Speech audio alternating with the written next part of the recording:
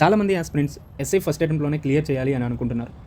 అయితే books, time table, physical test series ఏది ఎలా స్టార్ట్ చేయాలో చాలామంది కన్ఫ్యూజ్ అవుతున్నారు. ఈ వీడియోలో స్టెప్ బై స్టెప్ స్ట్రాటజీ కంప్లీట్గా చెప్తాను. ఇఫ్ ఇన్ కేస్ మీరు ఫాలో అయ్యారు అంటే మ్యాక్సిమం ఫస్ట్ అటెంప్ట్లో క్లియర్ చేయడానికి ఛాన్సెస్ అయితే ఎక్కువగా ఉంటాయి.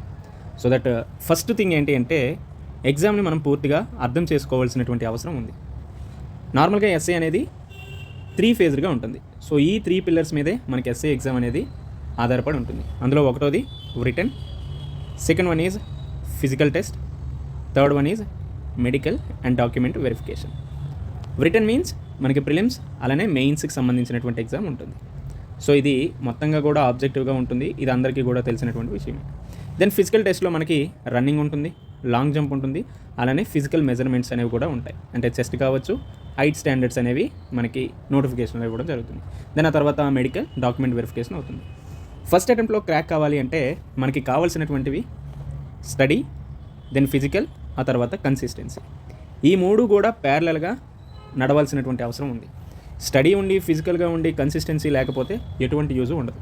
దెన్ కన్సిస్టెన్సీ స్టడీ ఉండి ఫిజికల్ ఫిట్నెస్, ఫిజికల్ ప్రాక్టీస్ లేదు అంటే మనం ఫిజికల్ మెజర్మెంట్ టెస్ట్ అలానే ఫిజికల్ ఎఫిషియన్సీ టెస్ట్లో క్లియర్ చేయలేకపోతాం. కాబట్టి మీరు ఫస్ట్ అటెంప్ట్లో కావచ్చు లేదంటే ఎస్ఐ క్లియర్ చేయాలన్నా మీకు ఖచ్చితంగా స్టడీ, ఫిజికల్, కన్సిస్టెన్సీ ఈ 3 కూడా ప్యారలల్గా మీరు ఫాలో అవ్వాల్సిన అవసరం ఉంది.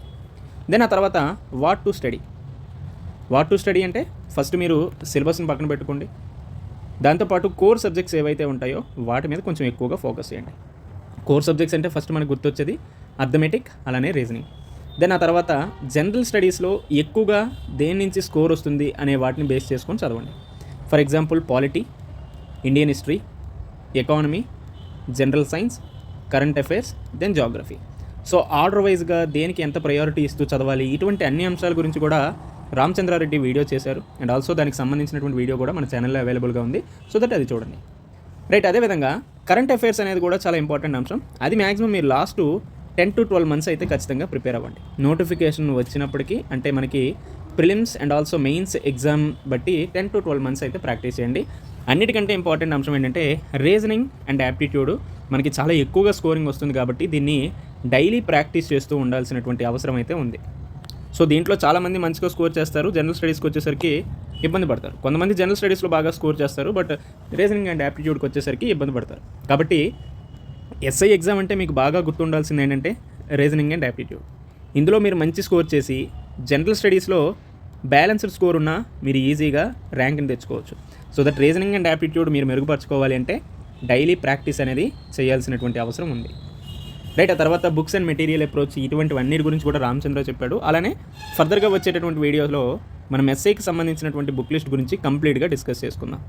అటు జనరల్ స్టడీస్కి సంబంధించి, దీంతోపాటు arithmetic and reasoning, then Telugu and also English కూడా.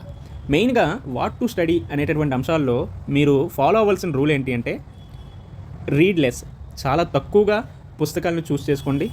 దెన్ ఆల్సో రివైజ్ చాలా ఎక్కువగా ఉండాల్సినటువంటి అవసరం ఉంది. దీంతోపాటు ప్రాక్టీస్ అనేది ఉండాలి.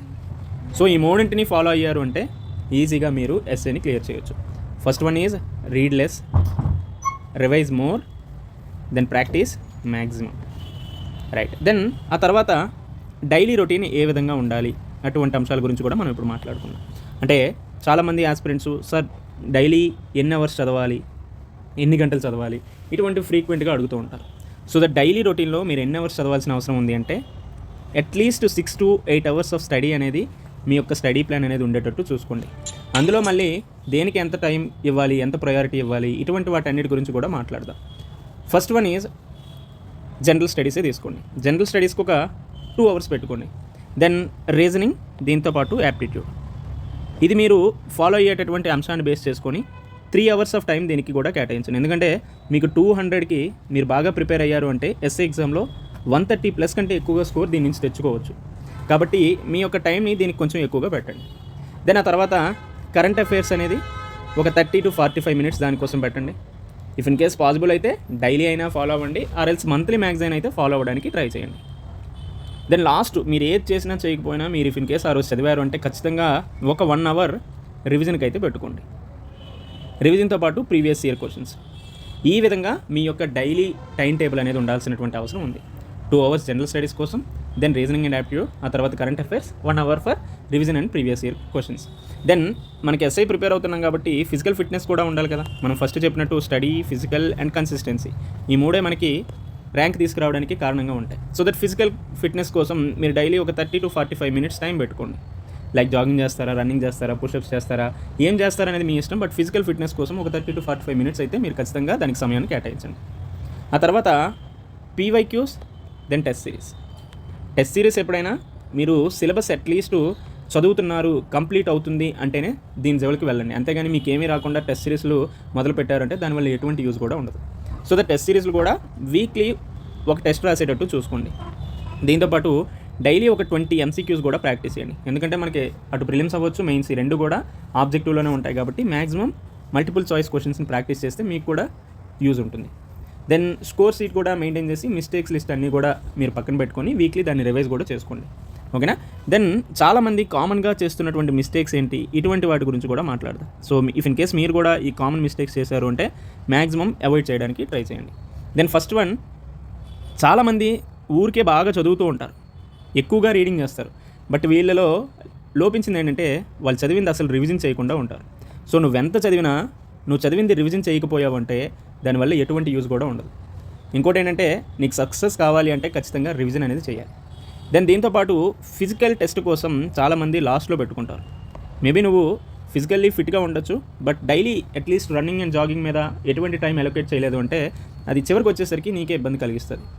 దెన్ దీంతోపాటు నోట్స్ రాస్తాం బట్ దాన్ని ప్రాపర్గా చదవం.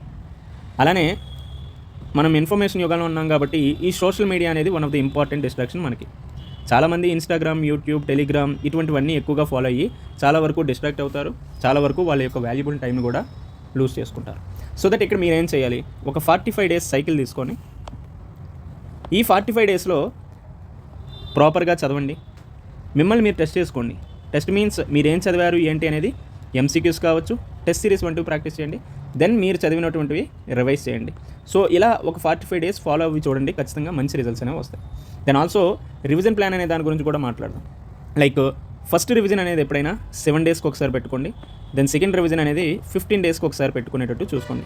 అంటే నార్మల్గా మనం రివిజన్ చేయకుండా ఎగ్జామ్ ముందు ఉన్నప్పుడు అన్ని పుస్తకాలు ముందుకి వెనక్కి తీసి తిప్పేస్తాం. దానివల్ల ఖచ్చితంగా మీరు కన్ఫ్యూజన్కి లేకపోతే క్లారిటీ లేకుండా ఎగ్జామ్ ముందుకు వెళ్ళి రాస్తారు. అల్టిమేట్గా మీరు అనుకున్నటువంటి మార్కులు రావు. అలానే ఎగ్జామ్ హాల్లో చాలా ఎక్కువగా ప్రెజర్కి కూడా గురవుతారు. కాబట్టి మ్యాక్సిమం మీరు చదువుతున్న ప్రతిసారి అంటే ఇలా వీక్లీ 15 daysకి ఒకసారి రివిజన్ చేస్తూ ఉంటే బెటర్గా ఉంటుంది. దెన్ ఆల్సో ఫస్ట్ అటెంప్ట్లో క్రాక్ అయిన వాళ్ళకి సీక్రెట్ అంటూ ఏమీ ఉండదు. ఫర్ ఎగ్జాంపుల్ ఇప్పుడు రామచంద్ర ఉన్నారు, ఫస్ట్ అటెంప్ట్లో క్లియర్ చేశారు. బట్ అతనిలో ఉన్నటువంటి అంశం ఏంటి, first one is discipline. Maybe ఆయన ఇన్కమ్ ట్యాక్స్ ఇన్స్పెక్టర్గా పనిచేయొచ్చు, బట్ ఆయనలో ఉన్నటువంటి అంశం ఏంటంటే డిసిప్లైన్గా చదివాడు.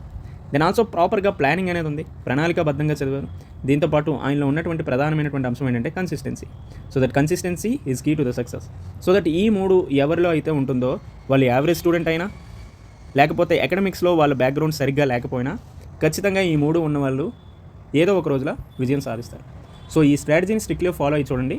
డౌట్స్ ఉంటే కామెంట్స్లో అడగండి. వీడియో యూస్ఫుల్ అనిపిస్తే లైక్, షేర్, సబ్స్క్రైబ్ చేయండి. నెక్స్ట్ వీడియోలో మీకు ఎస్ఏ రిలేటెడ్ అంశాలు, ఇంకొన్ని అంశాల గురించి డిస్కస్ చేద్దాం. Until then stay tune, take care, bye.